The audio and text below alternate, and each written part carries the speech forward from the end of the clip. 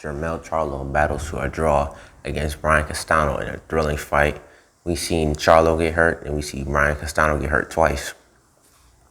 A lot of people didn't like the scorecards. A lot of people thought Charlo lost. One scorecard was atrocious. It was 117 to 111. Definitely horrible scoring. I feel like Charlo won at best 5 rounds, and Castano won 7 rounds. I think Jermell Charlo severely underestimated 2 things about Brian Castano: his durability and his power. Because you can clearly tell in the 3rd round, he clearly hurt Jermell Charlo pretty badly. You know, Jermell Charlo recovered, but he did stun him more than once and a couple times in this fight. Brian Castano managed to hold on and survive when he was getting hurt. He used lateral movement. He moved around the ring. He held. This was a great fight. But like I said, I think Jermell Charlo severely underestimated Brian Castano. You know, he wasn't used to Brian Castano's volume punching. You can clearly tell. Brian Castano was winning a lot of rounds by outworking Jermell Charlo. Jermell Charlo was not being aggressive enough, and I think he overestimated his own power because he only could hurt him twice, and that was, he hurt him in the 2nd. It took him 8 rounds to hurt him in the 10th. You get what I mean? Jermell Charlo definitely has power, but I think he overrated. I think he's overrated himself.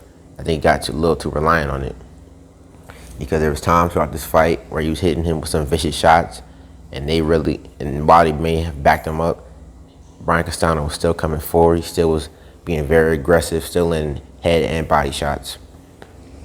Jermell Charlo should have listened to his trainer and tried to box more, and establish a jab, a little box more.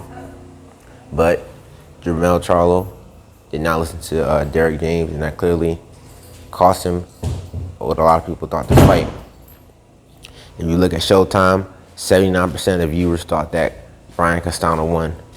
Brian Castano, I was not surprised. I thought he could definitely give Jermell Charlo a good fight, a tough fight, because he managed to beat Errol Spence in the amateurs. And that's something very hard to do because Errol Spence is a very skilled fighter. I don't think this is the best of Charlo, and I don't think this is the best of Brian Castano. Why do I say that? Because Brian Castano throws a lot more punches per round than he did in this fight. And Jermell Charlo usually has more of an uppercut and throws a little more than this fight. This was a great fight, though. I would give it fight of the year. But like I said, I thought Brian Castano won. He outworked him. If we can see a rematch, that would definitely be fun to see. I think a rematch, it would be a lot more. I think it would be more competitive. I think Charlo would get more aggressive, but at the same time, I think Brian Castano probably would throw a lot more punches. This fight kind of highlighted Charlo's weaknesses in the ring.